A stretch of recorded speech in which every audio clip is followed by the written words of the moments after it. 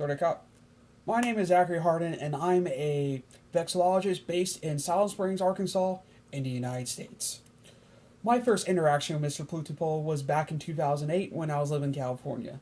A mutual friend of ours, Nozomi Kariyasu of Japan, let me know of the existence of the Cyan Flag Museum, and I was kind of curious about it.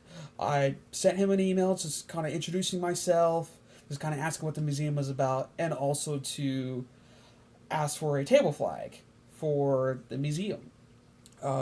It was a red flag with the white elephant in it, and I just thought it was kind of not only pretty neat design because I never saw that kind of flag before, but also the kind of neat to see what he's able to do with just everything he's been able to do in Thailand.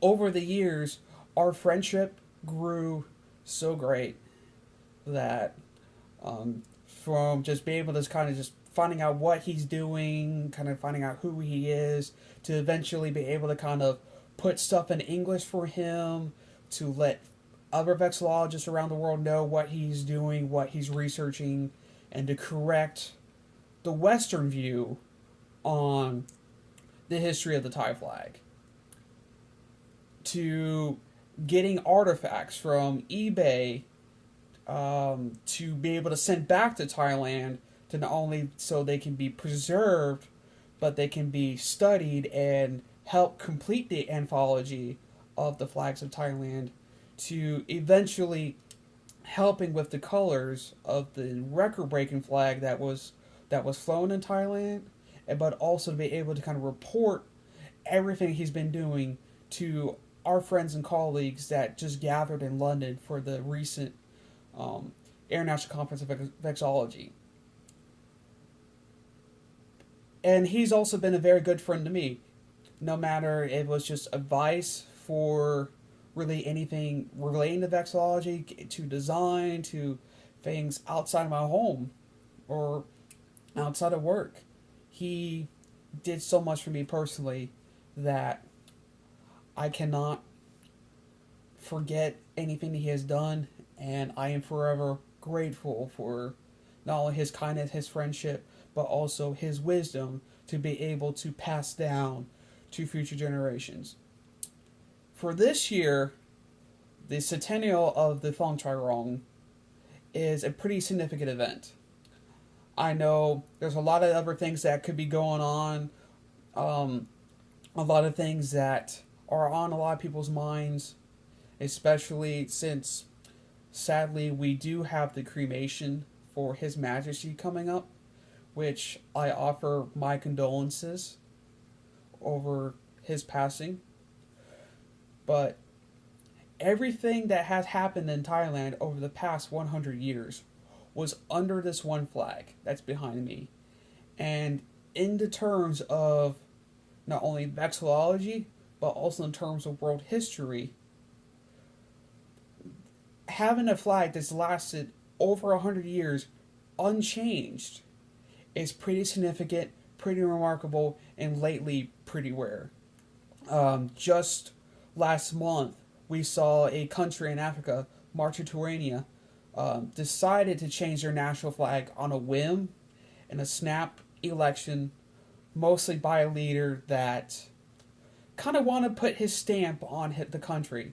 So he couldn't extend his term. Why not change the national symbols? Change the flag, change the anthem, change the government structure, so he can kind of have a legacy.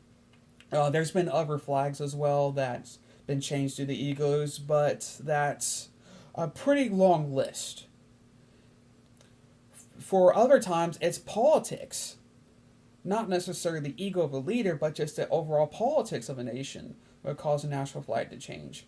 Even though some countries like Cuba, that went from a semi-democracy to a socialist society, did not see their national anthem or their national flag change, but even just changes in presidents, going from, like, let's say, a Eastern style leadership, like Soviet style leadership, to a Western American European style leadership, would cause a change of flags. We saw that with the Republic of Georgia.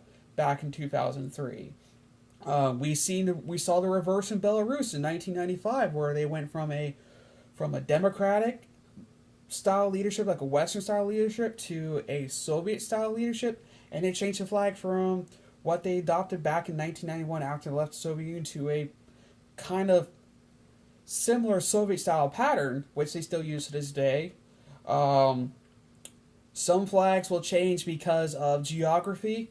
Um, my country, the United States, we changed our flag in 1960 to add a 50th star by adding Hawaii as a state to the Union.